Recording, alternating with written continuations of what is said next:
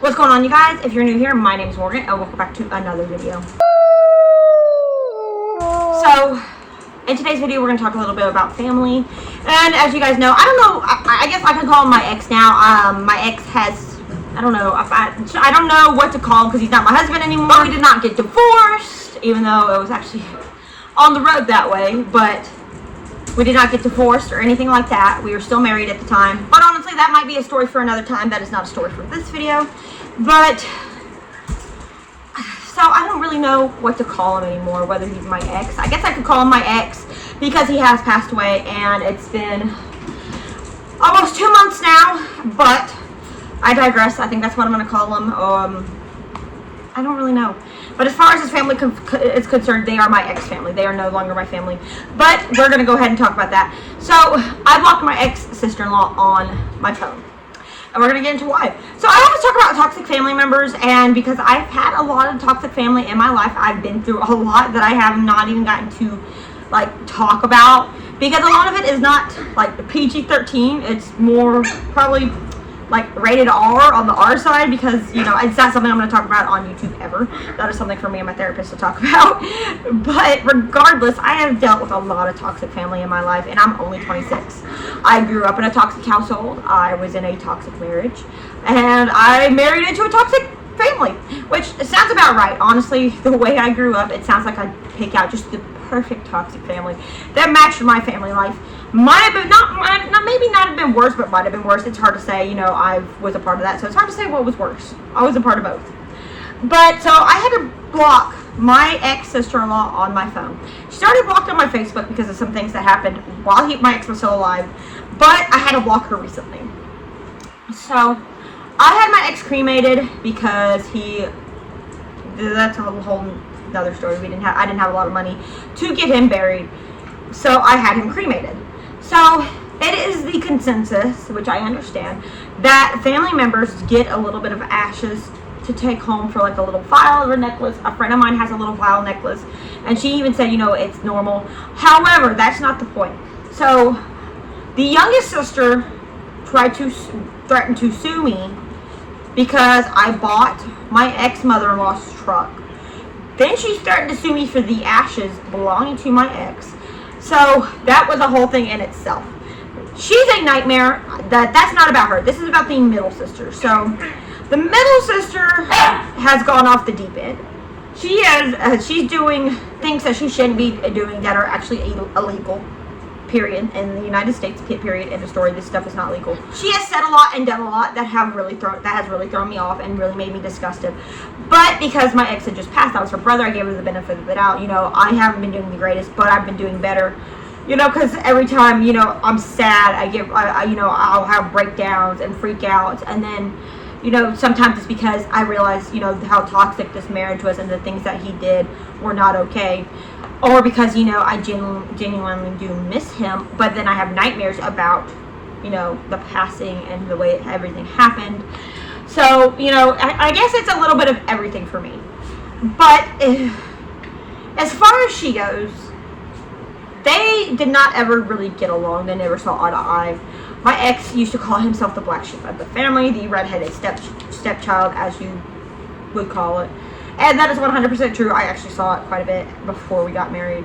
So, but this was her brother, her older brother that passed. So I'm giving her the benefit of the doubt, whatever. She showed up to my house, out of her mind. At 9 o'clock in the evening, trying to grab my dog, Zero, who was my ex's dog, who was first my dog, then my ex took him because he took up with him better. But Zero loves me to death. But the fact that she tried to take this dog and tried to interact with this dog when I warned her, you need to leave this dog alone. He does not like you. He does not want to be involved with you. Didn't make a difference. I eventually had to go put him up, which, I couldn't put him in that room because that room hadn't been cleaned out. So I had to go put him in the nursery. I didn't have much of a choice on that one. So that was fun. And, she kept saying, I want his ashes. I want his ashes. I want to go spread him with my mom and dad, which I had already planned on that, because that's where he belongs in my eyes, and then maybe go spreading him in Galveston. But I want to go spread him on his family's grave sites, like his grandfather, his mom, his grandmother, and his dad are all buried in the same place. His uncle, who just passed, if you haven't seen the videos, as well as his other uncle who passed like in 2002. So that was the plan. But I thought it was, not appropriate to say, I want half of his ashes to go spread on my family's grave sites. No, you're not. You're not doing that. While we had a very complicated marriage, most of the time, probably about 75% of the time, that is my responsibility. That is not your responsibility. I did not ask you for it. I did not ask for your help. When I did ask for help, you did not provide it. You made things worse. So why on earth would I ask for your help now? But it got worse. So she's still going off the deep end, losing her ever-loving mind. She's just like losing it right now. So, I haven't talked to her in a while, and I get a phone call from her husband. I didn't answer the phone because I wasn't sure about the number. So I get a text message, hey, this is so-and-so, call me. I'm like, okay, what the heck is going on? Please don't tell me it's more because I can't handle it anymore. It's more. Not that somebody had passed, but it's more drama. So he says, you need to look at your schedule so you can find out when we can come get his ashes. Excuse me? And then, I'm like, what? I'm explaining everything that's going on because I had just gotten his ashes back and I'm dealing with all this other stuff going on. And, Zero's had a seizure the day after he passed. And then Whiskey started having seizures, which I believe were brought on by stress. He's fine now. He hasn't had been on, his brain waves are fine. He has no, any neurological damage, according to the vet. He is not on anti-seizure medication. They said it was probably a one-off thing for the stress. But regardless, he had just had a seizure that day. I had just gotten home. He's by the door having a seizure. I have to run over to the kennel, and I have to go put him in the kennel because he's seizing so bad. And luckily, he is fine. He came out after 2 minutes. But the fact of the matter is I'm dealing with all this stuff right now, and you're asking, find a day in your schedule when I can come pick up his ashes. Are you out of your mind? She's like, oh, she's not doing, and I asked her, how's my ex-sister-in-law? She's like, she's not doing very good, which, I understand that. Her mom passed away. But then he says, well, I know you were kind of close to your ex-mother-in-law, to her mom, but they were really close. No, they were not. She had hardly ever come to visit her mother the entire time my ex and I were married. Hardly ever. We were there almost every single day, whether we were taking care of her, because we had lived there taking care of her for a little while, which that was a whole bunch of other drama that's not made for this video. So she had hardly ever come to see her, ever. And the few times she did, she made everything worse.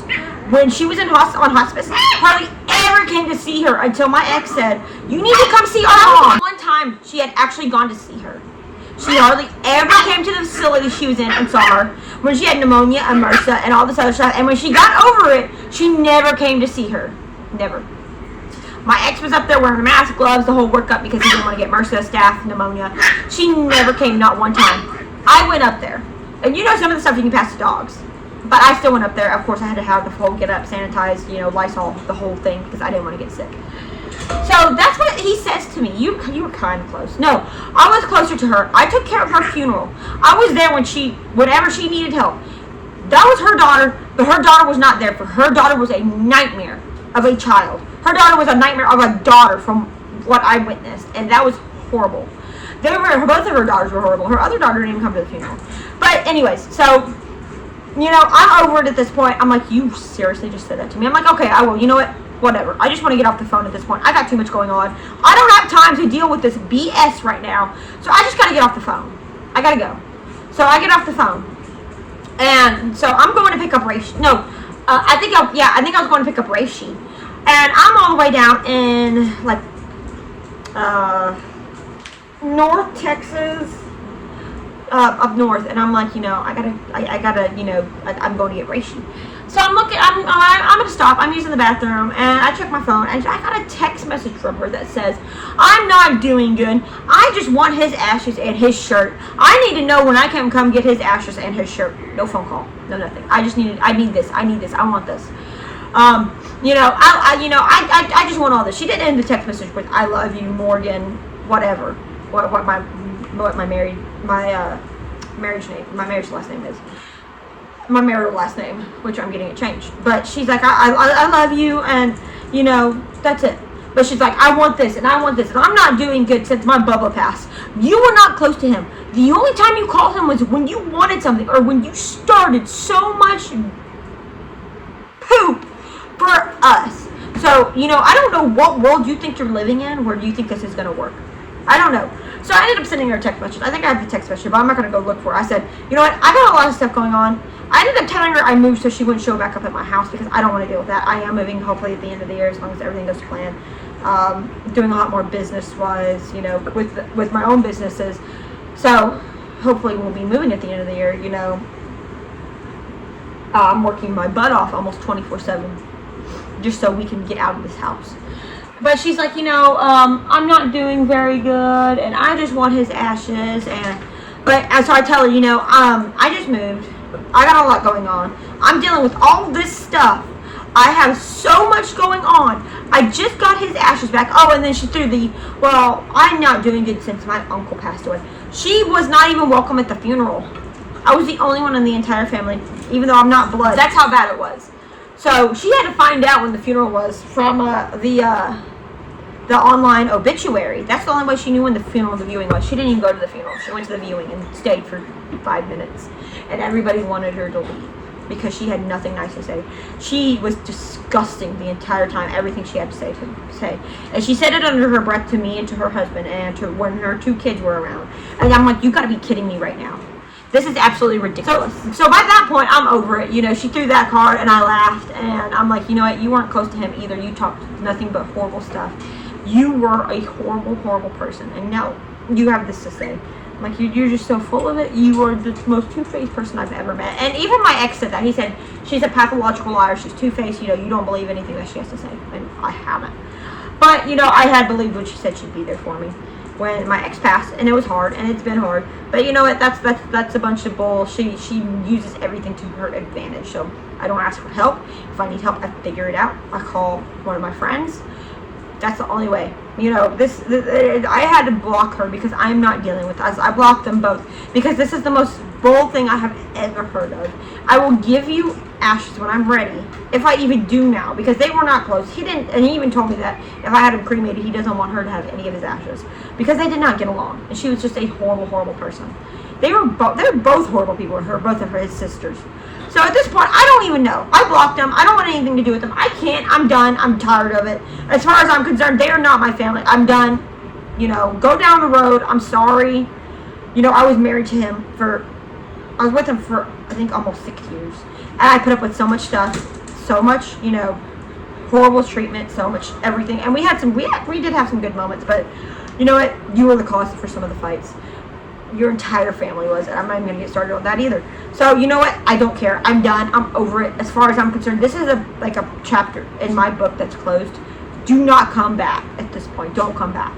You know, don't be afraid, just, you know, to add to that. If you're in my position, do not afraid to block. Don't afraid to hit that block button and that delete button and that, you know, go away. Just tell them to go away. Because I finally had to do it. And I don't like conflict, but you know what? Since he passed, I've had to put up with it and put up with it and put up with it. I'm finally done. Blocked, deleted, go down the road. But I just kind of wanted to rant and talk about blocking my ex-sister-in-law. I'll have to see if I have text messages. I don't think I do. I just have to blur out my name. But I don't think I do. I'll have to look. I think I've, like, deleted everything. But anyways, I'm going to go ahead and end this video. I have quite a few new videos coming soon. I hope you guys like the new microphone. You know, everything's been sounding so much better. When I edited the last video, so much better. So happy with it. You can't hear the background, anything. So I'm so excited for so many new videos to come. But anyways, I'm going to go ahead and end this video. So thank you guys so much for watching. And as usual, you guys, I'll see you guys next time in the next video. See you guys later.